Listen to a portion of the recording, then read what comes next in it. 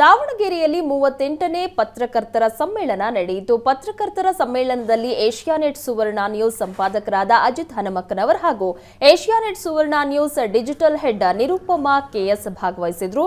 ಅಜಿತ್ ಹನುಮಕ್ಕನವರವರನ್ನ ರಾಜ್ಯ ಕಾರ್ಯನಿರತ ಪತ್ರಕರ್ತರ ಸಂಘದ ರಾಜ್ಯಾಧ್ಯಕ್ಷರಾದ ಶಿವಾನಂದ ತಗಡೂರು ಸ್ವಾಗತಿಸಿದರು.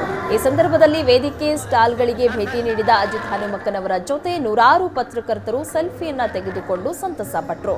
ಬಳಿಕ ಮಾತನಾಡಿದ ಅಜಿತ್ ಹನುಮಕ್ಕನವರ್, ದಾವಣಗೆರೆಯಲ್ಲಿ ಪತ್ರಕರ್ತರ ಸಮ್ಮೇಳನ ಅದ್ದೂರಿಯಾಗಿ ನಡೀತಾ ಇದೆ. ಎಲ್ಲ ಕ್ಷೇತ್ರದಲ್ಲಿರುವಂತೆ ಪತ್ರಿಕೋದ್ಯಮ ಕ್ಷೇತ್ರದಲ್ಲೂ ಸಮಸ್ಯೆಗಳಿವೆ. ಉಳಿದ ಕ್ಷೇತ್ರಗಳಲ್ಲಿ ಎದುರಿಸುವ ಸವಾಲುಗಳನ್ನ ಈ ಕ್ಷೇತ್ರವು ಎದುರಿಸ್ತಾ ಇದೆ ಅಂತ ಹೇಳಿದ್ರು. ಇನ್ನು Asianet Suvarna news digital head Nirupama KS ಮಾತನಾಡಿ, ಡಿಜಿಟಲ್ ಸುದ್ದಿ ಯುಗದಲ್ಲಿ ನಾವಿದ್ದೇವೆ. ಎಲ್ಲರ ಕೈಯಲ್ಲೂ ಮೊಬೈಲ್ ಇರೋದ್ರಿಂದ ಎಲ್ಲರೂ ಡಿಜಿಟಲ್ ಜರ್ನಲಿಸಂಗೆ ಒಗ್ಗಿಕೊಂಡಿದ್ದೇವೆ ಅಂತ ಅಭಿಪ್ರಾಯ ವ್ಯಕ್ತಪಡಿಸಿದ್ರು.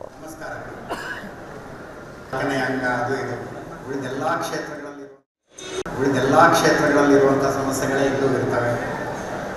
ಉಳಿದೆಲ್ಲ ಕ್ಷೇತ್ರಗಳಲ್ಲಿ ಎದುರಿಸುವಂತಹ ಸವಾಲುಗಳನ್ನು ಈ ಕ್ಷೇತ್ರದಲ್ಲಿದ್ದವರು ಎದುರಿಸ್ತಾರೆ.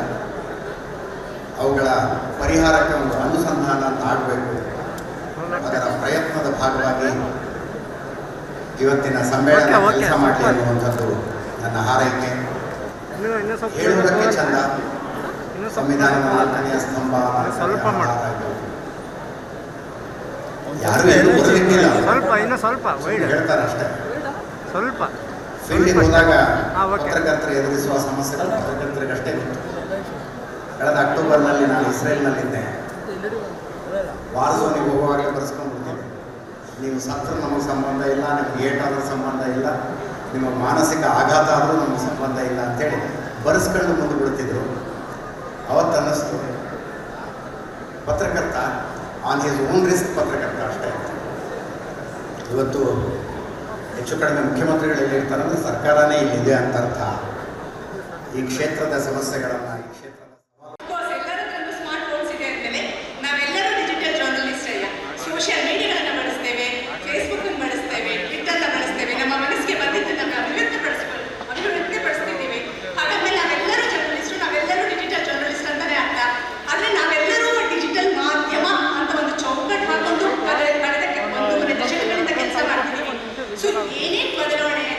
ಕೆಲಸಕ್ಕೆ ಸೇರಿದಾಗ ಡಿಜಿಟಲ್ ಮಾಧ್ಯಮ ಹೇಗಿತ್ತು, ಈಗ ಕೋವಿಡ್ ಆದ್ಮೇಲೆ ಯಾವ ರೀತಿ ಬದಲಾವಣೆಗೆ ಒಪ್ಕೊಂಡಿದ್ದೇವೆ, ಜನರು ಅದನ್ನು ಹೇಗೆ ಅಕ್ಸೆಪ್ಟ್ ಮಾಡ್ತಾರೆ ಅನ್ನೋದನ್ನ ಪ್ರತಿಯೊಬ್ಬರು ಗೊತ್ತು.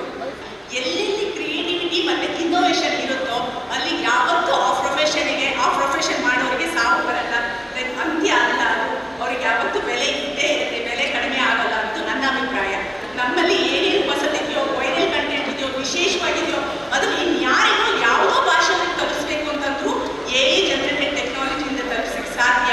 ಆದರೆ ಎಲ್ಲರೂ ಡಿಜಿಟಲೈಸ್ ಆಗುವ ಅವಶ್ಯಕತೆ ಮಾತ್ರ.